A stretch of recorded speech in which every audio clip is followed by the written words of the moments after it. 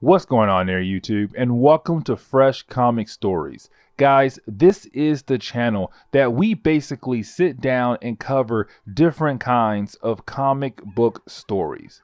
Now, guys, today we are going to jump back over to Marvel Comics and we are going to continue our coverage over the Young Avengers. Now, in this storyline right here, two big things happen. The first thing is that we do learn the origin of some of the characters on the Young Avengers team. The second thing is we do get a small glimpse of a second Kree-Skrull war on Earth. So if you do like today's video, please hit that like button down below and also subscribe for more comic book stories like this in the near future. Also, any suggestions on books I should read, well, please let me know in the comments below, because you never know, your suggestion could be a future video down the road. But guys, I do hope you enjoy today's video. So getting back into the Young Avengers, we are picking up with the Young Avengers after they have been disbanded. If you missed our last video, after the Young Avengers had dealt with the character Mr. Hyde, the Young Avengers disbanded because one, Captain America made the team break up by telling their parents about them being superheroes. But also, we found out at the very end of the last story that Patriot, the leader of the Young Avengers, was taking mutant growth hormones to give him powers to be a superhero. After that, he basically told everyone that the Young Avengers are done. And so we are now picking up with the Young Avengers trying to live a normal life, but they are having a hard time adjusting to a life where they have powers, except they're not allowed to use their powers at all. But after a few pages of seeing them trying to adjust to their new lives, we see them meeting up at their school, where we see them trying to talk to Elijah Bradley, aka Patriot. Because ever since the team found out that he was taking drugs to give himself powers, he felt like he had to stop talking to them because to him, he lied to his team. Plus, he has no powers, and so to him, he feels like he can't be a leader because he has no powers. Of course, you have the fellow members of the Young Avengers trying to tell him that everything is okay. Yes, you don't have powers, but you can still lead a team without powers. You just need to adjust.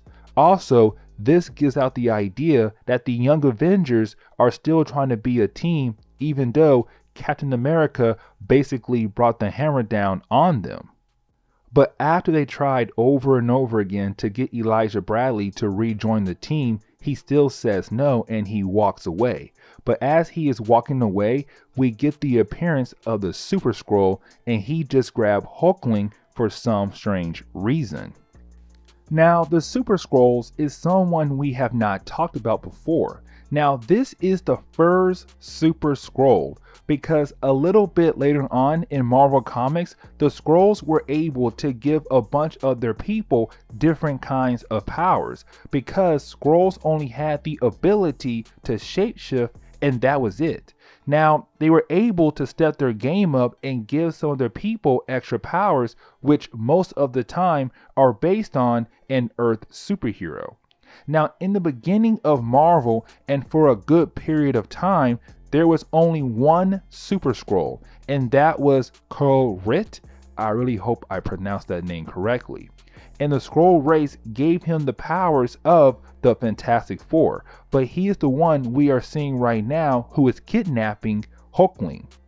Now, the reason why he is here right now and trying to kidnap Hulkling is because he tells us that Hulkling is a Skrull. Now, when we were first introduced to Hulkling, he was supposed to be the Young Avenger version of the Hulk. We were told that he was just a mutant who just turns into a monster. But you have the Super-Skrull tell him that he was programmed to believe that his whole life is a huge lie, and he is here to show him the truth. Now, of course, like most superhero stories goes, you have the Young Avengers fight the Super-Skrull trying to get rid of him and get somewhere safe, which they are able to escape from the Super-Skrull. Now, after they were able to escape, you have Elijah pull the "hey guys, I'm no longer a superhero" card again, because to him, without his powers from the drugs he was taking, he can no longer help the team out, and so he dips out, and of course the Super-Skrull sees him. And this leads to the point where we see the Young Avengers go to the home of Wiccan to hide out for the time being. Remember that Hulkling and Wiccan are a couple. Now you have the Young Avengers trying to think of what their next move should be, except when they walk into the house of Wiccan, they see that Hulkling mother is there. This leads to everyone confused on why she is here for. And she tells him that she needs to tell him something very important. But of course, when she's about to tell him, the Super-Skrull was able to find them because he forced Elijah to tell him where they were going. This leads to the moment where you have the Super-Skrull just reveal that the person Hulkling has been calling mom for his whole life is really a Skrull, but she is also not his mother either. And so this just adds on to more questions that need to be answered, except this leads to Hulkling's fake mom stating that she was ordered to protect him by the Empress. And so of course you have her try to take on the Super-Skrull, and in a matter of seconds she is killed by him. And when the Young Avengers look back up after she was killed, the Super-Skrull is already gone and he kidnapped Hulkling as well, leaving the Young Avengers wondering what to do next. And this is where we jump over to Vision and Jarvis at the Avengers Tower playing chess. Of course, Jarvis being the butler of Tony Stark. But this Vision is basically a different version of Vision, where the one you guys think of was killed back in Avengers Disassemble. This one comes from the first Young Avengers storyline, where after Iron Lad went back to his time, the suit he was using became sentient, because his suit had the Vision operating system. And so this is a different Vision than the one most people know of. But while the two of them are playing chess, they are greeted by the Young Avengers, who are of course looking for the Avengers, because they need the Avengers' help to find the Super-Skrull. And you have Jarvis tell them that, hey, listen, the Avengers are not here right now. And so this leads to the Young Avengers wondering what they should do next. Now you have Patriot say they need more firepower to take on the Super-Skrull, because there are only 5 of them now to take on the Super-Skrull. This is where you have Vision say that he can help find someone else to join the team, stating that there was supposed to be another member on the Young Avengers team when Iron Lad was making the team a while back. Remember, back in our first video of the Young Avengers, Iron Lad was basically a younger version of Kang the Conqueror, but the older version of Kang visited his younger self, hoping to kickstart his rule over the world a little bit earlier than usual. Except when he greeted his younger self, the younger version freaked out and went back in time looking for the Avengers, going by the name of Iron Lad, and hoping to find the Avengers to help him stop his older self. Except when Iron Lad came to the past, the Avengers just disbanded thanks to the Scarlet Witch. But he found the body of the old Vision and found out about the Young Avengers plan that the old Vision had inside his program, which led him to forming the Young Avengers, except apparently there was one member he did not recruit. We come to find out the reason why is because this person is locked up in prison for blowing up his school. This leads to everyone wondering what this person's powers are if he is able to blow up a school. Also, why was this person on the Young Avengers list? That is when you have Vision state that this person has the powers of super speed, but also he can generate hyperkinetic vibrations that accelerate the molecules in matter, causing any solid object he directs his vibrations to explode. Basically, that is how he was able to blow up his school. But while the Young Avengers are breaking into the prison to get him out, and when Vision turns off the devices that were being used to keep his powers shut down, that is when this person blows open the door and he is now free. This is where we get introduced to Thomas Shepard. But right off the bat, we come to find out that this guy looks just like Wiccan, like they look like twins. And this confuses everyone on how that is even possible. How do these two people look like twins when to the team there were no records of Wiccan having a twin brother? And here's the thing, we do not get the chance to learn why, because the Young Avengers get attacked by the prison guards and they need to escape. Of course, you have Patriot ask Thomas if he wants to join the team, and of course, he does. This is where we pick up with the Super-Skrull, who is right now holding Hulkling as a hostage, and this is where we learn the actual origin of Hulkling. You have the Super-Skrull state that when he was sent back to Earth for another mission, he captured the Scarlet Witch, Quicksilver, and the original Captain Marvel. Now, there is something to remember is that the original Captain Marvel, whose name was Marvel, was an alien belonging to the Kree race. But you have the Super-Skrull state that when he captured those three people, Captain Marvel fell in love with the princess of the Skrull race. And well, they did the dirty, which of course led to a child, and that child is Hulkling. He is the son of the original Captain Marvel. And we also learn that the Super-Skrull actually helped Captain Marvel and the princess of the Skrulls disappear so they can live a quiet life. Now, before the Super-Skrull is able to explain more about this or talk about Hulkling's mother, that is when you have the Young Avengers appear. Because thanks to Wiccan using his magic to locate Hulkling, this leads to a battle, of course, between the two sides. Now, this battle is short-lived because the Young Avengers have too much firepower on their side. But after defeating the Super-Skrull, this leads us back to Hulkling wanting to learn more about his parents. Except when the Super-Skrull is about to give him more information, that is when the Super-Skrull is taken out by a bunch of Kree soldiers.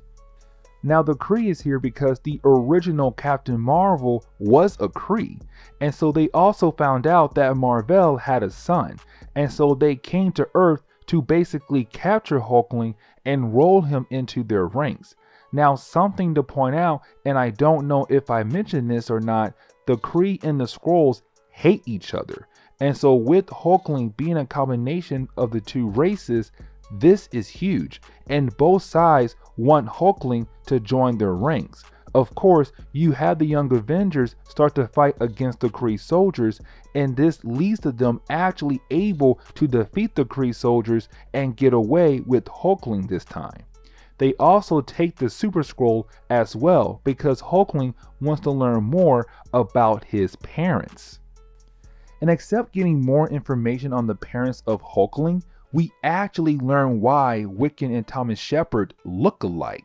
Because earlier in this video, when we saw Thomas, it was crazy how much he looked like Wiccan. That is when you have the Super-Skrull explain how. They are the lost souls of the children of the Scarlet Witch. And so this is where we get a quick rundown on things. Remember that the Scarlet Witch was in a relationship with the Vision, except she wanted kids. And it's not possible to have children by dating a robot. And so she used her reality warping powers to give her 2 baby boys. The problem was that the 2 boys were the 2 souls that were lost in the afterlife. And Mephisto, this man who rules one of the many hells in Marvel Comics, came to absorb the lost souls back from the Scarlet Witch. Except when Mephisto tried to absorb the lost souls back from the Scarlet Witch, it destroyed him. and it led everyone to believe that the two boys' souls were gone forever, ceased to exist anymore. Except when the Scarlet Witch went crazy in Avengers Disassembled, it was based around the fact that she lost her sons. And so when she went crazy and used her powers in that storyline, the two boys were brought back to life again, except they were placed in different locations in the world. The problem is that you have the Skrull army arrive on Earth and begin to attack the young Avengers. This, of course, leads to them trying to do battle with the Skrulls. But while they are fighting against the Skrulls, you have the Kree arrive as well, because they are both here for Hulkling and hoping to recruit him into their ranks. And so you have some of the young Avengers worry that this could lead to a second Kree-Skrull war on Earth. Except that is when you have the Avengers appear and state that they are going to deal with this problem right here and right now. This is where you have all three sides kind of sit down and discuss the situation here with Hulkling. Except, of course, you have the Skrulls and the Kree basically state that he is going with them and that is final. And you have the Avengers state that he is going to stay here on Earth, since the kid basically grew up on Earth. And this leads to the Kree getting upset by that response and leads to them pulling their guns out and firing at Captain America. But at the very last second, you have Patriot jump in front of the shot and get hit. Remember, he stopped taking the drugs, so he has no powers right now, and he is dying right now in the arms of Captain America. And this leads to a full-on battle between all three sides. And this is basically a second Kree-Skrull war on the planet Earth to a degree. But you have Captain America tell Sentry to get Patriot to the hospital and get back here in a hurry. But yeah, you have both the Avengers and Young Avengers trying to stop both the Kree and the Skrull from fighting on Earth. And it does get to the point where you have both groups bring in their armies onto Earth. Not their full-on army from their home planet, just a small army big enough that they believe could complete a mission on a different planet. And this battle is really cool, but it also shows Captain America that maybe the Young Avengers could actually be a legit team. If the Avengers actually train the kids, they would be alright on their own. Now this battle does get a little bit too crazy, and you have Hulkling and Super-Skrull realize that they need to end this battle before it gets even worse. And so we see that Hulkling has a game plan. And so we jump a few moments after the fight and we see that the Avengers, Young Avengers, the Skrulls, and the Kree agree on some form of deal, where Hulkling will basically go to stay with each group of people for a time being, for a couple months with the Skrulls, another couple months with the Kree, and occasionally in those months with each alien race, he has to come home to Earth. And so you have everyone agree, and we see Hulkling leave with the Kree to begin the agreement. That is when we come to find out that this was all a ruse.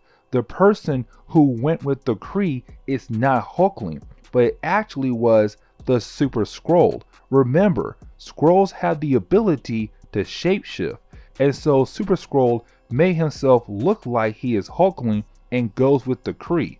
And so now the Super-Skrull is basically some kind of spy for the Avengers now. And so the story gets wrapped up with everyone rushing to the hospital to check up on Patriot. Remember, he was shot by one of the Krees earlier and was taken to the hospital. But when everyone walks into his room, they see that Patriot is getting a blood transfusion from his grandfather, the Black Captain America. And remember, when we first met Patriot, he told the Avengers he had powers because he got a transfusion from his grandfather, except that was a lie, and he had no powers. Now with him getting a blood transfusion, he will now have the super soldier powers like Captain America and his grandfather, except we then see the Avengers and the Young Avengers finally talk about how the Young Avengers are being a team. They are a legit team. And where you have them argue that they have proven that they can be a team of young heroes. And you finally have Captain America just basically agree that they can be a team and gives them his blessing.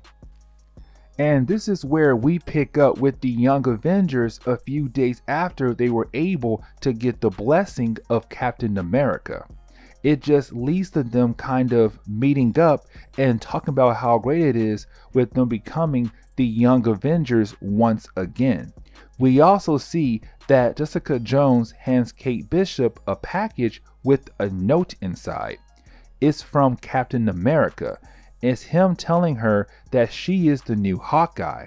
At this point, Hawkeye is still dead from Avengers Disassemble.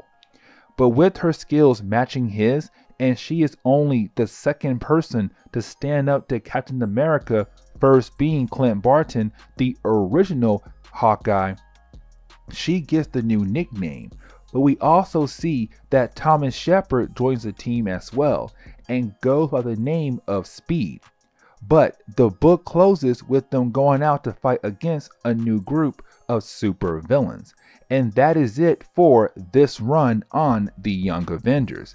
After this, we got a few miniseries of the team being tied into big Marvel events like Civil War, Secret Invasion, and Dark Reign. But this is where we're going to end today's video. So please leave me a like down below and also subscribe for more comic book stories like this in the near future. Also, any suggestions on books I should read? Well, please let me know in the comments below, because you never know, your suggestion could be a future video down the road. But guys, I'm out of here and I will see you on the next comic book video. Later, guys.